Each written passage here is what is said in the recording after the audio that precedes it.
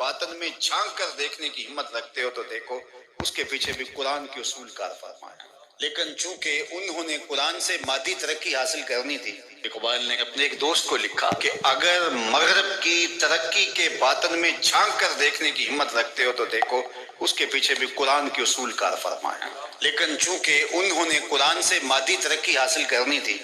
تو وہ انہوں نے لے لی۔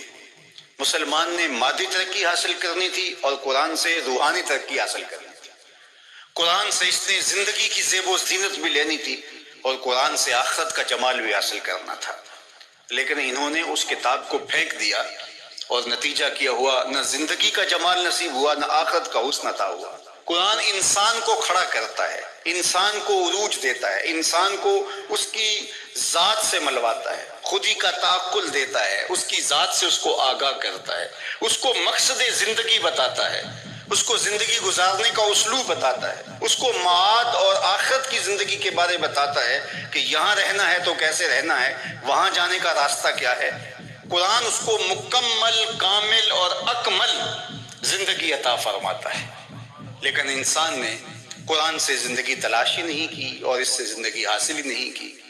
اللہ اکبر، حامل قرآن و بے ذوق طلب، اقبال کا ذا لہجہ دے، حامل قرآن و بے ذوق طلب،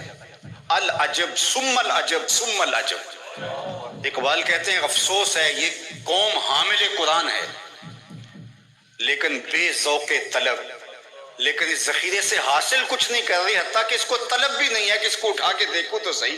یہ جو خزانہ پڑا اس میں میرے لیے کیا ہے۔ کہا عجیب بات ہے، بھوکا بھی ہو، پیاس سے تڑپ بھی رہا ہو اور اس کے پاس میٹھا چشمہ بھی بہ رہا ہو، لیکن مجھے رخ نہ کرے اور گندے نالے پر بیٹھ کر چلو بھر بھر کے پی رہا ہو، تو اب یہ بیمار ہوتا ہے اور ڈاکٹر سے کہتا ہے میں بیمار کیسے ہو گیا۔ اقبال کہتا ہے افسوس یہ ہے چشمہ شیریں قرآن کی شکل میں موجود ہے لیکن یہ پتہ نہیں زندگی کا جمال کہاں ڈھونڈ رہا ہے، تو یہ اس کا ذوق طلب نہ ہونے کی وجہ سے ہے، اور ذوق طلب جس کا ہوگا وہ ضرور اس سے کچھ حاصل کر لے گا اور اپنی ضرورت کے مطابق حاصل کر لے گا، اور اس نے بھی تو اپنی ضرورت کے مطابق جو حاصل کرنا چاہا وہ کر ہی لیا۔ جو اس کی طلب تھی قرآن سے اس نے وہ لے ہی لی، لیکن اگر قرآن سے زندگی کا اسلوب سیکھنا چاہتا تو اقبال کہتے ہیں کہ وہ زندگی کا اسلوب اور زندگی کا جمال اور زندگی کا حسن انسان کو دیتا ہے۔ قرآن یقین کا نور دیتا ہے، اور ہمارا بہت بڑا مرض ذوف الاعتقادی ہے۔ ذوف الاعتقادی قوموں کو کبھی بھی نہیں اٹھنے دیتی، اور دوسرا ان کے نظریات کے اندر یکسوئی پیدا نہیں ہو سکتی، چونکہ وہ جن جن لوگوں کے زیر اثر ہوں گے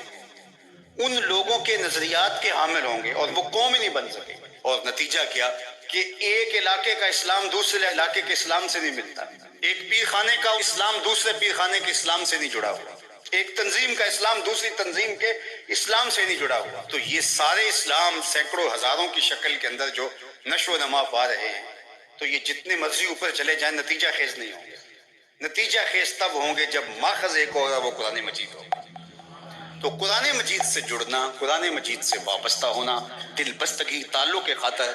آپ کو وحدت فکر کی ضمانت فراہم کرتا ہے، اور وحدت فکر وحدت امت کا ذریعہ بنتا ہے، اور وحدت امت ہی پھر غلبہ امت کی ضمانت بنتا ہے۔ اس لیے اس امت کو قرآن پہ ہی آنا پڑے گا، اس کے علاوہ اس امت کے دردوں کا کوئی مداوع نہیں ہے اور دکھوں کا کوئی چارہ نہیں ہے۔ اللہ اکبر۔ تو فرمائے وَمَنِ ابْتَغَى الْهُدَى مِنْ غَيْرِهِ أَضَلَّهُ، اور جس نے قرآن سے ہٹ کر کسی اور جگہ سے ہدایت تلاش کی اللہ اسے گمراہ کر کے رکھ دے گا۔ قرآن سے روشنی دے، إِنَّ هَذَا الْقُرْآنَ يَهْدِي لِلَّتِي هِيَ أَقْوَمُ، یہ قرآن ہے جو وہ راستہ دکھاتا ہے جو بالکل سیدھی ہے۔